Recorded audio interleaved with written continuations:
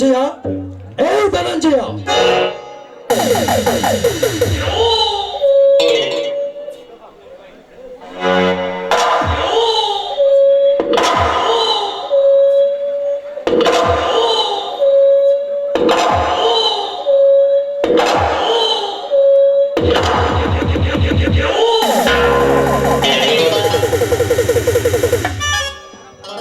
ಯಾರಪ್ಪ ನೀನು?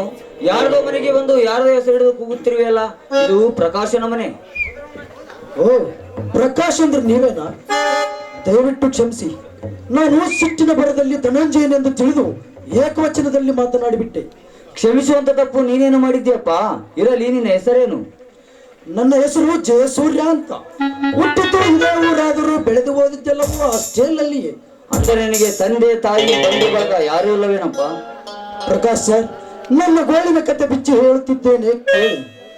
ಇದೇ ಊರಿನ ಬಡವರಾದ ಬಸವರಾಜರ ಮಗ ನಾನು. ನನ್ನ ಹೆತ್ತ ತಾಯಿ ಶ್ರೀಮಂತರ ದೌರ್ಜನ್ಯಕ್ಕೆ ಸಿಲುಕಿ ಶಿವನ ಸನ್ನಿಧಿಗೆ ಸೇರಿದಳು. ಮತ್ತೆ ನನ್ನ ಚಿಕ್ಕಪ್ಪ ಪ್ರಶಾಂತ್ ಮತ್ತೊಬ್ಬರ ಮನೆಯಲ್ಲಿ ಜೀತದಾಳಾಗಿ ದುಡಿದು ಸವೆದು ಸಣ್ಣಗಾಗಿದ್ದಾನೆ. ಬಡತನದ ನಡುವೆಯೂ ಹಾಲು ಜೇನಿನಂತ ಸಂಸಾರ ನಮ್ಮದಾಗಿದೆ. ಆದರೆ ವಿಧಿಯ ವಿಚಿತ್ರಕ್ಕೆ ಸಿಲುಕಿ ಈಗ ದೂರ ದೂರವಾಗಿದ್ದಾರೆ. ನನ್ನ ಬಗ್ಗೆ ಎಲ್ಲ ತಿಳಿದುಕೊಂಡು ನಿಮ್ಮ ಬಗ್ಗೆ ಏನು ಹೇಳಲಿಲ್ಲವಲ್ಲ? ಜಯಸೂರ್ಯ, ನೀನು ಹೇಳುವುದನ್ನು ಕೇಳಿದರೆ ನನ್ನ ಎದೆಯಲ್ಲಿರುವ ಸತ್ಯಾಂಶವನ್ನು ಬಿಚ್ಚಿ ಹೇಳಬೇಕೆನಿಸುತ್ತದೆ. ಜಯಸೂರ್ಯ, ನಿನ್ನ ದುಃಖವನ್ನು ಮರೆತು ಸಂತೋಷದಿಂದ ನಲಿದಾಡುವಂತೆ ನನಗೊಂದು ಸತ್ಯದ ವಿಷಯ ಹೇಳುತ್ತೇನೆ. ಹೌದೇ?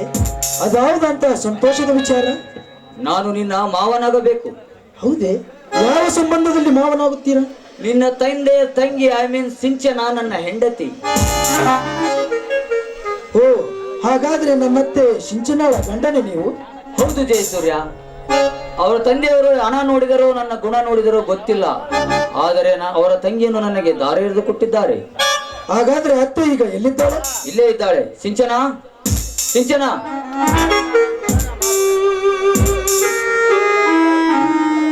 ಏನ್ರಿ ಕರೆದದ್ದು? ಏನಾದ್ರೂ ಕೆಲಸವಿತ್ತೆ? ಕೆಲಸ ಏನಿಲ್ಲ. ಇವರು ಯಾರು ಅಂತ ನೋಡಿ ಹೇಳು. ಇವರು ಯಾಕತ್ತೆ ಮೌನವಾಗಿ ನಿಂತು ಬಿಟ್ಟಿರುವರಲ್ಲ? ಅಂದು ನನ್ನ ಅಪ್ಪನ ಹಂಚಲಿದ್ದಾಗ ಅಣ್ಣನ ಕಾಪಾಡಿದ ಇವರೇ ಅಲ್ಲವೇ? ಹೌದತ್ತೆ, ನಾನೇ.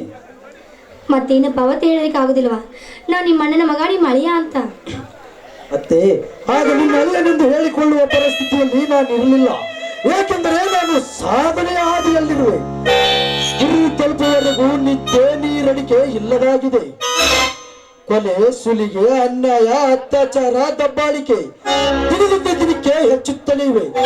ಇವುಗಳನ್ನೆಲ್ಲ ಮಟ್ಟ ಹಾಕಿ ಸಾಧ್ಯ ಶಿರೋಮಣಿಯಂತಿದ್ದ ನನ್ನ ಹೆತ್ತ ತಾಯಿಯನ್ನು ನಿರ್ಜನ ಪ್ರದೇಶದಲ್ಲಿ ಕೊಲೆಗೈದು ಅವರನ್ನು ಆತ್ಮಹತ್ಯೆ ಎಂದು ಮುಚ್ಚಿ ಹಾಕಿದ ಕೆಟ್ಟ ದ್ರೋಹಿಗಳನ್ನು ಮಟ್ಟ ಹಾಕುವವರೆಗೂ ನನಗೆ ಸಮಾಧಾನವಿಲ್ಲ ಅತ್ತೆ, ಸಮಾಧಾನವಿಲ್ಲ. ಸಂಪತ್, ನಮ್ಮ ಮನೆತನದ ಮೇಲೆ 10 ದಿನ ಕಣ್ಣು ಬಿದ್ದಿದೆ. ಅದಕ್ಕೆ ನಮ್ಮ ಮನೆತನ ತಲೆ ಎತ್ತಿ ತಿರುಗಾಡ್ದಂತಾಗಿದೆಯಪ್ಪ. ಎಲ್ಲರೂ ಹಾಕದಿರು ಅತ್ತೆ, ಹುಲಿ ಅಂತ ನಿನ್ನೆಲ್ಲ ಬಂದಿದ್ದಾನೆ. ಒಮ್ಮೆ ಎಂದಿಗೂ ನಿನ್ನ ಕಣ್ಣಲ್ಲಿ ನೀರು ಬಾರದು. ನೋಡಪ್ಪ, ಇದು ಕಣ್ಣಿರಲ್ಲ, ಇದು ಆನಂದ ಪಾಷ್ಪ. ಮನೆ ಬಿಟ್ಟು ಹೋದನು ಇಂದು ನಮ್ಮ ಮನೆಗೆ ಯಾಕೆ ಬರಲಿಲ್ಲ ಅಂತಪ್ಪ. ಅತ್ತೆ, ನನಗೂ ನಿಮ್ಮನ್ನೆಲ್ಲ ನೋಡಿ ಹೋಗಬೇಕೆನ್ನುವ ಕಾತುರ ಇತ್ತು. ಆದರೆ ಅದಕ್ಕೆ ಸಮಯ ಕೂಡಿರಲಿಲ್ಲ.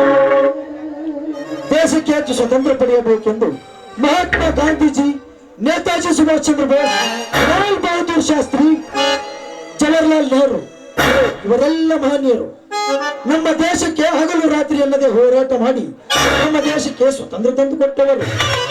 ಇವರಂತೆಯೇ ನಾನು ಈ ಸ್ಪರ್ಧಾತ್ಮಕ ಯುಗದಲ್ಲಿ ಚೆನ್ನಾಗಿ ವಿದ್ಯಾಭ್ಯಾಸ ಮಾಡಿ ಸಮಾಜದ ಎಲ್ಲಾ ಘಟನೆಗಳನ್ನು ಎದುರಿಸುವ ಸಾಹಸ ಮಾಡಿ ಇಂದು ಇನ್ಸ್ಪೆಕ್ಟರ್ನಾಗಿ ಈ ಊರಿಗೆ ಬಂದಿರುವೆ. ಇನ್ನು ಮುಂದೆ ಈ ಊರಲ್ಲಿ ಎಲ್ಲವೂ ಒಳ್ಳೆಯದಾಗುತ್ತದೆ.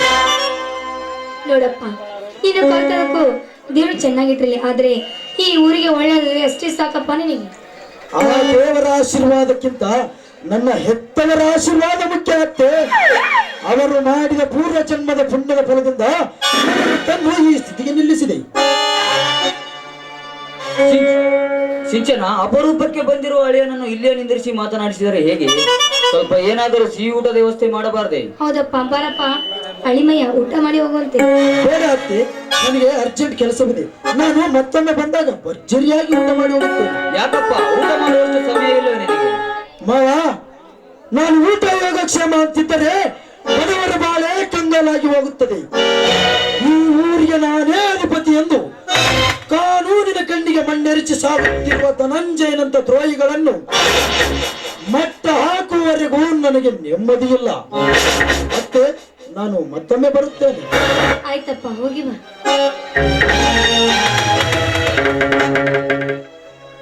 ನೋಡಿದ್ಯಾ ಸಿಂಚು ನಿನ್ನ ಅಳಿಯನ ಶೌರ್ಯವನ್ನು? ಹೌದ್ರಿ, ಅವನು ಕಳ್ಸೋದಕ್ಕೂ ಒಳ್ಳೇದೇ ಆಯ್ತು. ಅಲ್ವೇ ಸಿಂಚು, ಬರೀ ನಿನ್ನ ಅಳಿಯನ ಬಗ್ಗೆ ಗಮನ ಹರಿಸಿದ್ರೆ ಹೇಗೆ? ಸ್ವಲ್ಪ ನನ್ನ ಬಗ್ಗೆನೂ ಗಮನ ಹರಿಸಬಾರ್ದಾ?